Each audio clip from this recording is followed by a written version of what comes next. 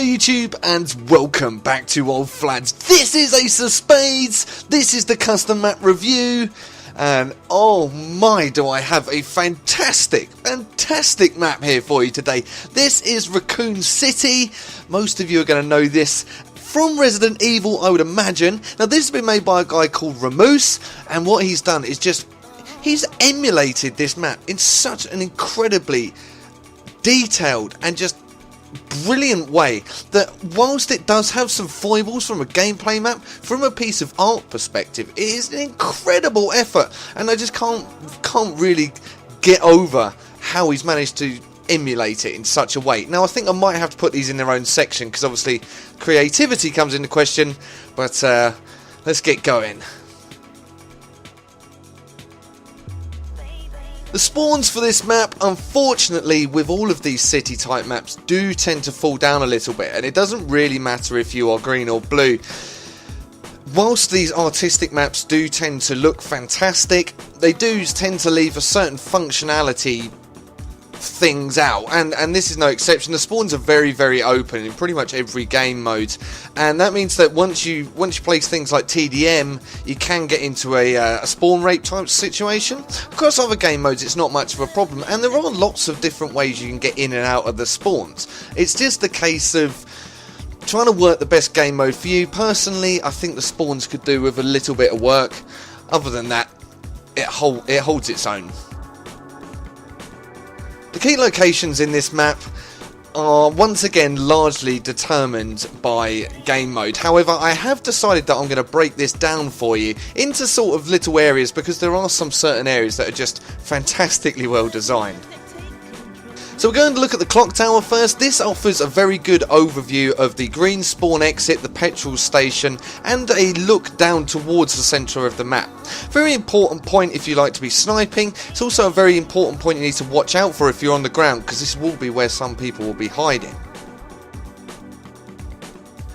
The police station is a work of art itself, but at the same time you just got to be a little bit careful that when you're up there you're not going to sort of keep yourself out of the game too much. With it being located on the far left hand side, if you're in the blue team, you do have to be aware that you can be a little bit away from the action at times. However, it does provide great overviews, and it also looks into the centre of the map quite nicely, whilst it also looks at the crypt as well. The tower block is a more centralised area if you want to look around, and it offers a great area just to look down on the main multi-hill spawns, and also into the main flanking routes as well. It's a very important point if you want to be posted up there to protect your team from. The crypt and the secret station, I'm not going to go into too much detail. Basically, you just got to know that these little Easter egg type things are in there, and they are connected by this incredibly detailed and incredibly huge sewer system as well, that just makes up another element of detailing. And I'd like you guys to go and look out for these, because there are a few of these secret spots in there, and you'll be able to go and look for those yourself, so go out and enjoy those. The main routes that you're going to be looking at towards this map are pretty simple, to be honest, with there being so much cover everywhere due to the buildings, the secret locations, the map building skills that have been used to sort of add things in the way, obstacles for example. You are getting very good cover once you're out of those fairly exposed spawns, and what that means is that you can just sort of go around any direction and attack from multiple directions into any objective. I would suggest taking a beeline because the map is so big, and from that point there you'll just be able to move into any objective and benefit your team really quite nicely.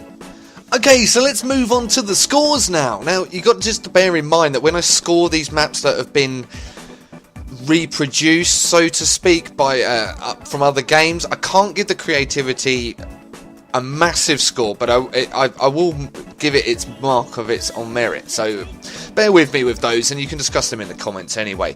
So for aesthetics, I've given it a 10. I think that goes without saying. It is an incredibly brilliant and beautiful map, so a 10, easy 10.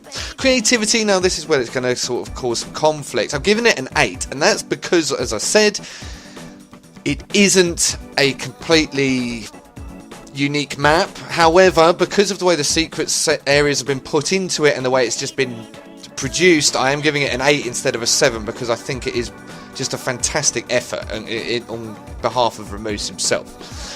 Usage of map, I've given it an 8 as well. Now the reason I've given it an 8 is because it is very big, and throughout the majority of the game modes you probably won't use a lot of it.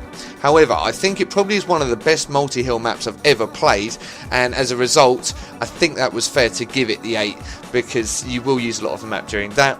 Game modes, I've given it 10. It contains all 10 of them, so it's very difficult not to give it a 10 there.